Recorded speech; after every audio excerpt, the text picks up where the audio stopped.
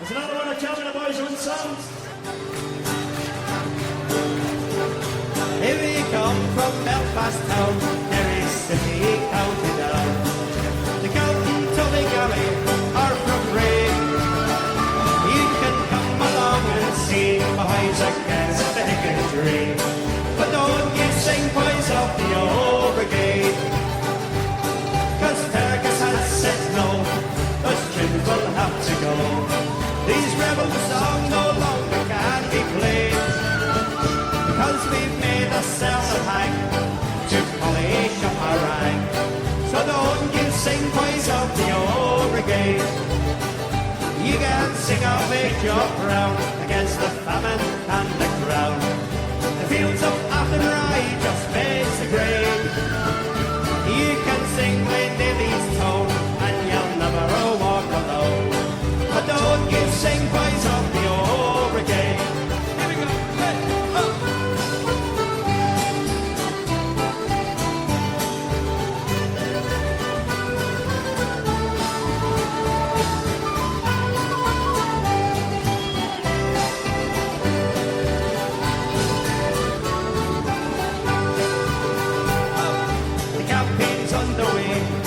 McLean has had a say. A loyalist through and through, it has been said. He has made a lot of cash, and he hides his orange sash, and he doesn't know boys of the old brigade. So it's no more cross McLean, up the round or Fenian men. Short south of Gary alone must not be played. The broad like river has to go, take it down and say hello. And don't you sing boys of the old brigade. So children of to dance, do not sing where are the lads who stood with me when history was made. And don't sing of Grammar Green and how you long to see the boys of the old brigade. Fergus says no. These tunes will have to go.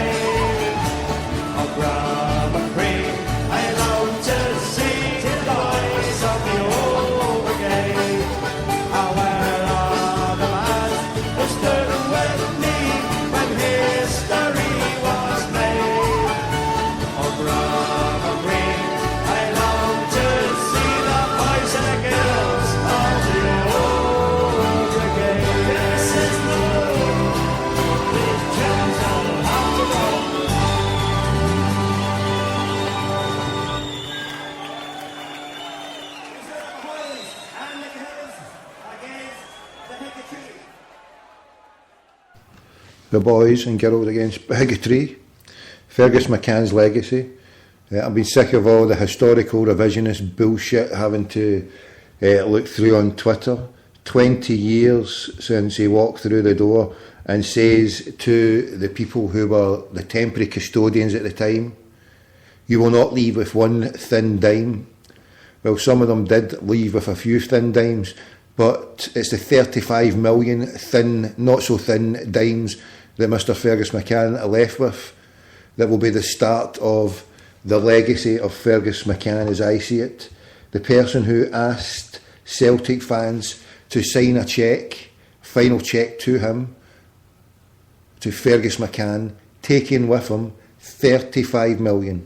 That's 7 million for every year that he was at the club. 7 million. Now there's many who will think he was worth every single penny. That's fine. You can have that viewpoint. It certainly wasn't my money that he took or any of my family's. So really, if it was people who have got the money and they were happy to do that, fine. They got shares in Celtic, but there was ample time, and maybe they've got even more shares that they bought previous to that, which is brilliant. Fine, tickety-boo. The only problem I have is how he came in and tried to make sure that the people who were there at the time, took not one thin dime away. And the coup de grace, I think, was that for the financial advisors who backed him, or people who were there advising them, they would have knew fine well that the Celtic fans who would have been buying into this would have been buying into a share issue every bit as toxic as the one of Sevco that they produced last year. And how can I say that? Well, if you all remember, the Celtic fans who bought into the first issue were given a choice of, well, were allowed 5 ordinary and 5 preference shares. It was in a closed market, a small market, where only a select amount of shares were ever going to be made available. When Mr McCann pulled his final stunt, he diluted every single shareholder's shareholding to a 1 in 100. So for whatever you had, you were given 100 shares. It became on a bigger market. More shares were issued. More of the financial institutions were able to hold these shares. Thus, it was going to allow these shares to fluctuate far greater than what they had been over the previous 4 years. And so if it takes a crackpot like myself to find out that possibly this share issue that was organised by Mr McCann and advisors was ultimately flawed, that Celtic fans who bought into this were always going to lose out. Always going to lose out. So shame on you, Mr McCann, and your advisors for engineering a share issue that Celtic fans were always going to lose out to. But this 7 million, does that sit right with Mr McCann, who made much of a play against his employees taking money away? A man who stood and took 300,000, just 300 miserly thousand compared to his 35 million, took that money and gave it as a charity to a sick children's hospital in Glasgow. Part of a dispute with his employees. Given to charity, I think, is a private matter and should be done privately. To embroil the sick children's hospital, fine, they were well happy with the 300,000, I have no doubt about that. But I thought it left a rather sickening taste in the mouth.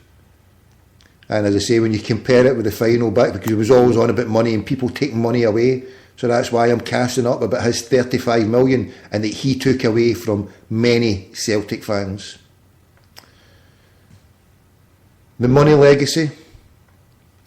Yeah, we'll continue with that one now before we move on to the boys against bigotry, or the other final legacy that Mr McCann has saved to the end. But the not one thin dime quote, he criticised the three amigos, the fascist one, the Portuguese one, and the big honky-donk, big Pierre Van Hooijdonk. I loved these all players at the time, as many fans loved them for their playing skills and what they brought. Ultimately never won much, but they were a joy to watch. And maybe Mr McCann was quite right to deny them contracts. Maybe he was quite right to turn round and say you're not getting one thin dime. But again, in the context of him having the chutzpah to say that, when his full programme was well planned out with him and his financial advisors, and he would always walk away with that final share issue to the tune of 35 million. How much did they put in it? Well, that's always a debatable. Is it 1 million, 9 million? Spectacular return. He did well, fair play. There's not many other businessmen have done as he said and come in, turned round an ailing club. But was it really hard to do, to turn round an ailing club such as Celtic? Was there many other people there ready to jump in? Well, that's another debate, isn't it? I'm sure people out there who know about it would maybe be able to comment on it. But the final solution, the elephant in the room, is a 35 million. It's more than a good few thin dimes. And now, let's analyse this other part. The Boys Against Bigotry campaign. So Mr McCann, let's listen to this now. Hold on.